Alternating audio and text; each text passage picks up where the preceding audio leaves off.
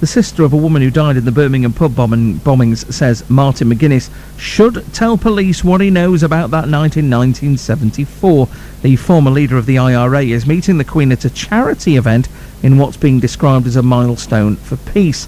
However, Julie Hambleton says that if he's so keen on doing the right thing, he should start by being honest about the past. Julie's sister Maxine was one of the 21 people who died after 2 bombs exploded in the Mulberry Bush and the tavern in the town. We're just going to take you back to 1974 now. This is what happened then. All went black and there was a big it was massive noise, and I started screaming, and we heard people screaming, and then we just went for the back door. Glasses flying, chairs flying, plaster coming down, people roaring. It's terrible, really. Suddenly there was a terrific explosion. Glass shot across the road, cars veered nearly off the road. The whole of the rotunda building seemed to vibrate, the lights seemed to dim and then come up again. There were screams, that was the worst part of it, and people with blood running into the street, running up New Street, running towards us, wanting shelter. It was just a great, great scene of devastation. It was dreadful. The debris seemed to shower the cab. The first instance was to stop the cab and run and see if I could help. But when I got there, the devastation and the bodies was absolutely terrible. We can now speak to Julie Hambleton. Julie, good morning. Good morning. What do you think about the handshake? Well, when I first heard about it on Friday, I decided I was going to write a letter to Her Majesty, which is what I have done.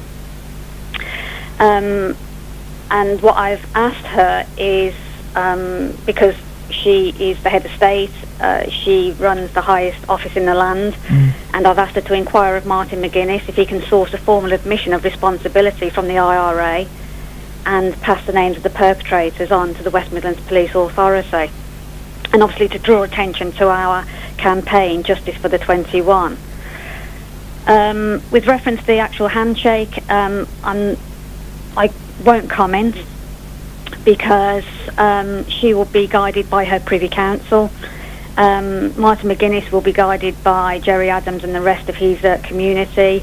It's, as was stated on Newsnight last night, it is all political theatre. But I have to say that if such an event can bring about the truth, to bring some form of justice for the 21 murdered victims of the Birmingham Pub Bombings in 1974 and on behalf of the 182 who were also maimed, then I think it can only be a good thing. Martin McGuinness was quoted on TV yesterday saying we are in a different place now. Absolutely. But as a legitimate politician, his role and responsibilities is to act on behalf of those he represents, which for him, because he's the Deputy First Minister of Northern Ireland, is people on both sides of the Troubles.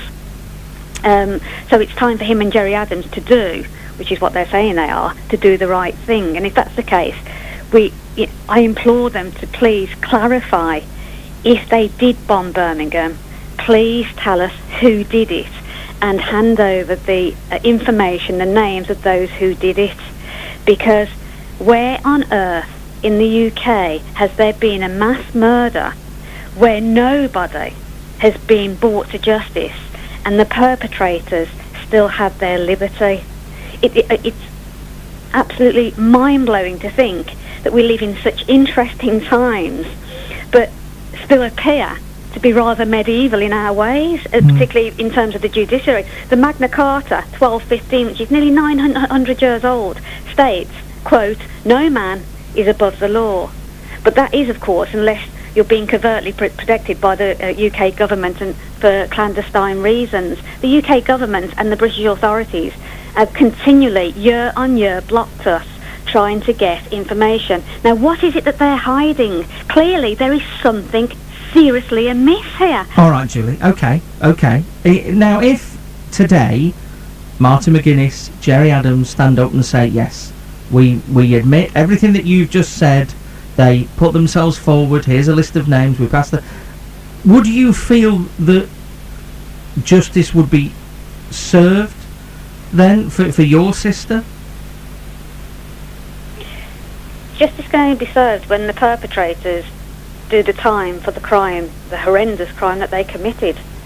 No one has the right to take the life of another. I mean, that some of your callers earlier have been saying that the British authorities are, that they don't have white gloves, and nor do Sinn Féin, that they're as bad as each other. However, one of my biggest concerns is that our sister, along with the 20 other souls who were innocent bystanders, were killed. And I can't speak on behalf of the other 20, but I can speak on behalf of my sister. She wasn't old enough to have a political opinion as such. She was only just 18. But she had nothing to do with what was going on in Ireland, and she most certainly had nothing to do with the British authorities' decisions either. Yeah. And as such, she was killed, along with the 20 others, for what? For what reason? You know, that they're saying they've put away their bombs and their guns and this, that and the other, which, of course, apparently, from what we hear, there are other factions over there who still have them, have a cache. But what are they being killed for? They've stopped bombing and killing, which is fantastic. Trust me, we would not want any other family ever to go through what we've gone through. No. For whatever reason, never. Okay. But if I can just say this, yeah. The issue for us is that my sister was killed for what appears to be no reason. I just want to bring in, Julie, I just want to bring in Patrick Mercer, the MP who served in the army, did a number of tours in Northern Ireland. Patrick, good morning. Good morning. Did you ever think, when you were in Northern Ireland, when you were doing your tours, when you were facing up against the IRA, did you ever think you would see a day like today? I don't suppose I thought about it in that detail, but I fully expected there to be some form of peace, some form of lull in activity, however you want to explain it, because if I look, for instance, in my constituency today, I can look at the grave of 3 Sherwood Foresters, my regiment, who were killed in Dublin in 1916. So I understand that there is a tempo to these things, that there's a pulse of Republican activity. I understand that there are lulls in violence and there are long periods of apparent peace. I absolutely welcome that, but I'm also realistic about it. What do you think about what Julie was saying, that she just doesn't think this should be happening today? She doesn't... It's not going to achieve what she's looking for it to achieve. Perhaps not, and I absolutely respect and empathise and sympathise with Julie, and I think she's got a completely valid point of view. But I understand the distaste from some people about this. I, of course, had many of my colleagues and comrades killed and injured in Northern Ireland. This may not be the greatest form of peace, but any form of peace is better than the form of armed insurrection that I had to endure for the best part of 30 years. And is that how you view it? And as you say, you know, your friends, your colleagues lost their lives in this war. I don't doubt it was a war, and I certainly saw many men killed on both sides, of course. As a former professional soldier, I'm interested in. I don't think this is a war we were ever going to win, and I don't think this is an ideal form of peace. And I also understand that, despite what Julie said, that there are a very small number of people who continue on a daily basis to carry out armed activities in Northern Ireland. Now, if we have important figures inside the Republican movement condemning that activity, important figures in the Republican movement who are willing and apparently ready to shake the hand of Her Majesty the Queen, then whilst it doesn't necessarily leave a great taste in my mouth, I fully understand that peace is better than war. Again, I mean, just going back to Julie, obviously she has the campaign to get justice for the 21 people who lost their lives in the Birmingham Pub Bombings.